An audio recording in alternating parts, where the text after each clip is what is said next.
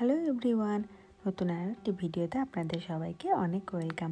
আশা করি আপনারা সবাই ভালো আছেন, সুস্থ আছেন, আর আমরাও বেশ ভালো আছি। একটু দুপুর রেডি হয়ে চলে এসেছি একদম আমাদের হোটেলের সামনে যে বাস স্টপটা আছে সেই বাস স্ট্যান্ডে এখন দাঁড়িয়ে আছি। বাসের জন্য ওয়েট করছি। তো এখন আমরা বেরোবো আমাদের যেসব আরও ট্যুরিস্ট অ্যাট্রাকশন পয়েন্টগুলো বাকি আছে সেইগুলো। আর আমাদের এই যে হোটেলের একদম লোকেশানটা ছিল বাস স্ট্যান্ডের সামনেই। এই শহরের মধ্যে যে লাইন বাসগুলো আছে সেরকমই একটা বাসে আমরা এখন চাপছি। এই বাসে করেই আমরা কিন্তু একটা স্টপেজ এখানকার নাম আছে, সেটা নাম হচ্ছে ক্যাপো গ্রিসো, সেখানেই কিন্তু নামবো। আর এখন কিন্তু আমরা আমাদের স্টপেজে নেমেও পড়েছি। চলুন তাহলে একটু এগোনো যাক। এই যে পয়েন্টগুলো আপনারা দেখতে পাচ্ছেন ম্যাপের মধ্যে, এইগুলো কিন্তু এক একটা ট্যুরিস্ট অ্যাট্রাকশন পয়েন্ট। তো এর মধ্যে থেকেই আমরা এখন একটা পৌঁছবো। এই ক্যাপো গ্রিসোটা জানেন তো, এই যে আমরা যেখানে আছি পোতারাস আর আয়ানাপা, এই দুটোর মাঝখানে কিন্তু একটা জায়গা। আর এই জায়গাটাকে খুব সুন্দর একটা ট্রেল দিয়ে কিন্তু এই দুটো শহরকে কানেক্ট করে, যার নাম হচ্ছে কিন্তু কন্নস বিচ। প্রথমেই যে আপনাদেরকে ম্যাপটা দেখালাম, সেই ম্যাপের ধারে ধারেই কিন্তু এইসব পয়েন্টগুলো এক একটা করে রয়েছে। অর্থাৎ আপনি কন্নস থেকে যদি আপনার ট্রেলটা শুরু করেন, ওখান থেকে একটা হাইকিংয়ের রাস্তা আছে, আস্তে আস্তে সমস্ত ট্যুরিস্ট অ্যাট্রাকশন পয়েন্টগুলো দেখতে দেখতে আপনি কিন্তু পৌঁছে যাবেন একদম আয়ানাপাতে। আমরা একটুখানি কম এখানে ট্রেলটা করব বলে মাঝখানে কিন্তু বাসে করে এইখানে ক্যাপো গ্রিসো যে স্টপটা আছে সেখানটায় দাঁড়িয়ে এইখান থেকে নেমেছি বাকি অ্যাট্রাকশন পয়েন্টগুলো দেখব বলে। তবুও কিন্তু আমরা বাস থেকে নেমে এতক্ষণে প্রায় আধ ঘন্টার মতো হেঁটে ফেলেছি। পৌঁছে গেলাম কামারা তৌ কোরাগা। এইটা হচ্ছে একটা ন্যাচারাল ব্রিজ। বেশ খানিকক্ষণ এইখানে থেকে আমরা এই প্রাকৃতিক সৌন্দর্য উপভোগ করে এরপরে কিন্তু এগিয়ে যাব সামনের দিকে। আমাদের পরবর্তী ডেস্টিনেশন কিন্তু আয়ানাপার মধ্যে সবথেকে বিখ্যাত একটা দর্শনীয় স্থান আইওই অ্যানার্গিওই চ্যাপেল। এইটা হলো ব্লু চার্চ। এই চ্যাপেলটির নিচে কিন্তু রয়েছে একটি গুহা। আর তাছাড়াও এই যে চ্যাপেলটি, এটা তৈরি করা হয়েছে কিন্তু একটা পাহাড়ের উপরে। আর তাছাড়াও এই চ্যাপেলটি কিন্তু উৎসর্গ করা হয়েছে দুজন যমজ ভাইকে, যারা কিনা পেশায় চিকিৎসক ছিলেন এবং তারা আশেপাশে যে সমস্ত রোগীরা ছিল তাদের কিন্তু বিনা পয়সায় চিকিৎসা করেছিলেন। চ্যাপেলটা কিন্তু ছোট্ট একটুখানি জায়গার মধ্যেই তৈরি হয়েছে। এইবারে চলুন আরও একটুখানি সামনের দিকে এগোই। ওই যে একটু আগেই আপনাদের বললাম একটা গুহার ওপরে কিন্তু এই চ্যাপেলটি তৈরি হয়েছে, এই হচ্ছে সেই গুহা। আর তাছাড়াও আপনি যদি এই একটু আগে যেটা বললাম কন্নস থেকে আপনি যদি আয়ানাপার দিকে এইরকম ট্রেল করতে করতে একটু এগিয়ে চলেন, তাহলে কিন্তু এখানে বেশিরভাগই দেখতে পাবেন যে এরকম গুহার মধ্যে দিয়ে ছোট ছোট কিন্তু গুহা তৈরি হয়েছে পাথরের মধ্যে দিয়ে, তার উপরে কিন্তু সমুদ্রের জল বয়ে গেছে। অন্যান্য জায়গার তুলনায় দেখুন এইখানে সমুদ্রের জলটা কিন্তু বেশ শান্ত। বেশ কিছুক্ষণ সময় কাটানোর পর কিছু স্মৃতি মনের মধ্যে নিয়ে আবারও আমরা হাঁটা দিলাম সামনে পরবর্তী ডেস্টিনেশনের দিকে। তো এইটা বেসিক্যালি পুরোটাই একটা হচ্ছে মানে পার্ক টাইপের, প্লাস এটা আপনার হাইকিং রাস্তাও। তো এদিক দিয়ে এলে এইখানটা পুরোটা হচ্ছে 10 কিলোমিটার জুড়ে এই হাইকটা আছে। তো আমরা খানিকটা বাসে এসেছি, ওই জন্য খানিকটা আমরা হেঁটে যাচ্ছি। নেক্সট যে পয়েন্টটা যাব সেটা হচ্ছে ব্লু লাগুন। সাইপ্রাসের মধ্যে এখন আমরা যে ট্রেলটা করছি, এই ট্রেলটা কিন্তু ছবি তোলার জন্য খুবই বিখ্যাত। আর তাছাড়াও আপনি যদি পুরো ট্রেলটা করতে পারেন তাহলে কিন্তু বেশ কিছু বিখ্যাত জায়গা আপনারা এইখানেই দেখতে পাবেন। তো আমরা সেই রকমই আবার আরেকটা জায়গা যাব বলে এখান থেকে কিন্তু আবারও হাঁটা শুরু করেছি। তবে জানেন তো, গাড়ি থাকলে এটা আরও একটু সুবিধা হয়, আপনাদেরকে অনেক কম হাঁটতে হয়। যেহেতু আমাদের কাছে গাড়ি ছিল না, তাই আমাদের কিন্তু হেঁটে হেঁটে এই ট্রেলগুলো কমপ্লিট করতে হয়েছে। দেখুন, একটা জায়গা থেকে আপনি যেই একটুখানি এগোবেন তার সৌন্দর্য অন্যরকম। যেখানে যেখানে পৌঁছবেন সেখানে সেখানে ডিফারেন্ট ধরনের সৌন্দর্য নিয়ে কিন্তু তৈরি হয়েছে এই পুরো দ্বীপ আর পুরো জায়গাটা।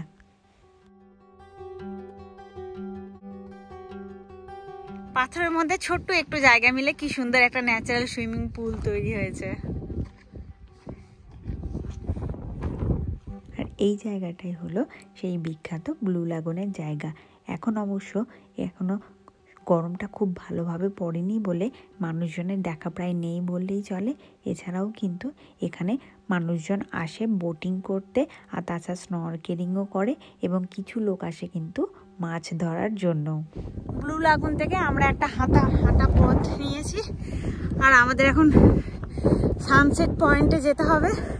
তো এখান থেকে 28 মিনিট হাঁটতে হবে। এখন দেখি এদের গুগল ম্যাপ অনুযায়ী 28 মিনিটটা আমাদের কতক্ষণ সময় লাগে।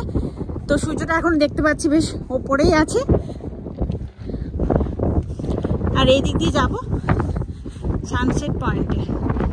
এমনিতে সানসেট পয়েন্টে যাওয়ার আগে আর বেশ কিছু ভিউ পয়েন্ট আছে, সেগুলো আমরা একদম এই পথেই দেখে নেব।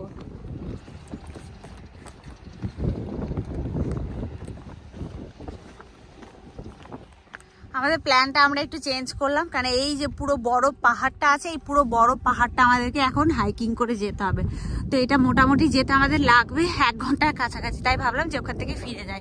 ওই অবধি গেলাম, এই মাথাটা অবধি গেলাম, দিয়ে তারপরে চলে এলাম। দেখলাম আরও অনেক দিকে মানে পাহাড় আছে, পাহাড়ের মধ্যে দিয়ে পাথরে যেতে হবে। তো আমরা যে পজিশনে এসেছিলাম সেই পজিশনেই যাচ্ছি। ফাইনালি আমরা যে বাস স্ট্যান্ড থেকে উঠেছিলাম আবার সেইখানেই চলে এসেছি। গরমে ঘেমে খুব অবস্থা খারাপ। মোটামুটি আজকে 12 কিলোমিটার হাঁটা হয়ে গেল এই পুরো ট্রেলটা আমাদের। তো এই দিক থেকে বাস আসছে, আমাদের জাস্ট চোখের সামনে দিয়ে বাসটা বেরিয়ে গেল। তো নেক্সট বাসের জন্য আমরা এখন ওয়েট করছি। এই বাসটা আসতে আরো আধ ঘন্টা লাগবে। তারপরে এখান থেকে আমরা ওখানে গিয়ে আবার করবো রাতে। আবার আজকে ভেবেছি রাতে ডিনারটা সেরে ফেলবো, বাইরে কোনো একটা কিছু খেয়ে নেবো। তো পুরো ভিডিও দেখতে থাকুন।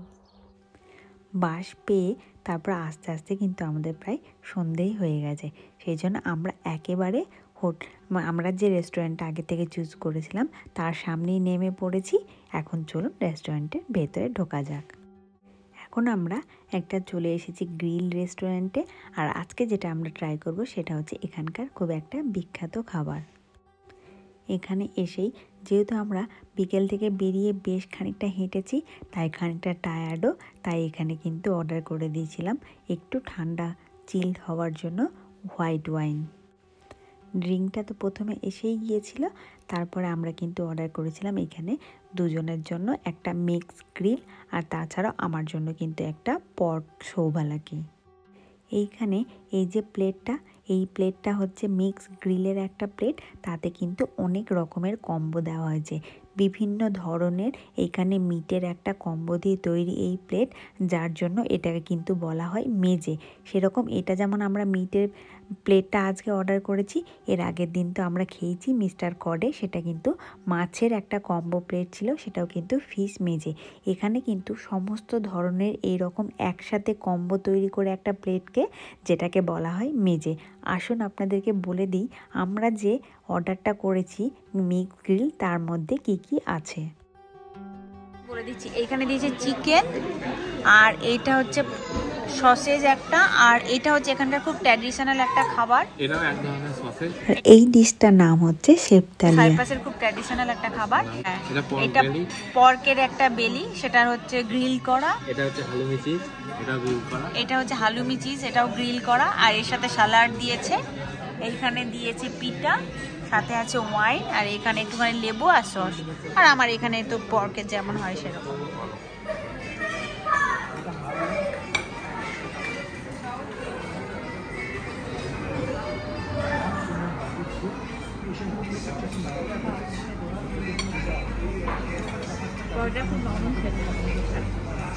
উপরে যে ইয়েটা আছে এটা খুব সুন্দর, পুরো সব বাটার মাখনের মতো, এটা দুর্দান্ত খেতে। সাইপ্রাস এলেই আপনারা খেয়াল করলে দেখতে পাবেন এখানে বেশিরভাগ মেনুর মধ্যেই কিন্তু ওই মেজে ব্যাপারটা থাকে। আপনি তার মধ্যে মাছের ফিশ মেজেও নিতে পারেন, আর তাছাড়া মিট মেজেও নিতে পারেন। তাই আমাদেরও একটু ইচ্ছে ছিল যে এখানে একদিন অন্তত পক্ষে হলেও এই মেজের প্ল্যাটারটা নিয়ে টেস্ট করব। ভালো খেতে, এটা আমি প্রথমবার খেলাম। কি জিনিস এটা? এটা হচ্ছে ওয়াইন সোপড সসেজ, পর্ক সসেজ। আচ্ছা, ওয়াইন সোপ পর্ক সসেজ। এটা ইন্টারনেটে কিন্তু আমরা আগে থেকেই দেখে রেখেছিলাম যে এই রেস্টুরেন্টের পার্টিকুলারলি খুব ভালো রেটিং এবং রিভিউ। পর্ক বেলি ভালো খেতে, শুধু বেলি।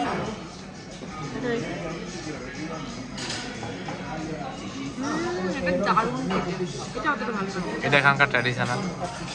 এটা দারুণ দারুণ, নো ডাউট। এই হালুমি চিজটা খেয়ে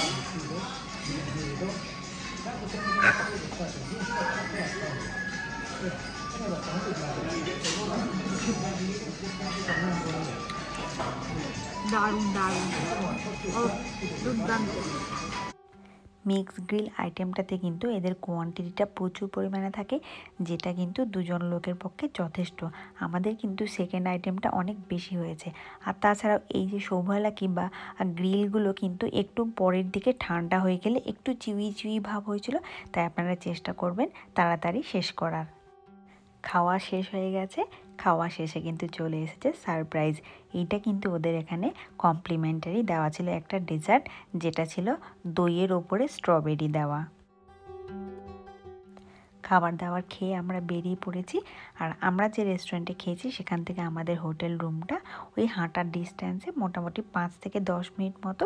তাই আমরা এখন ঠিক করেছি অনেকটা পরিমাণে খাওয়া হয়ে গেছে, এবার কিন্তু হেঁটে হেঁটেই আমরা রুমে ফিরবো।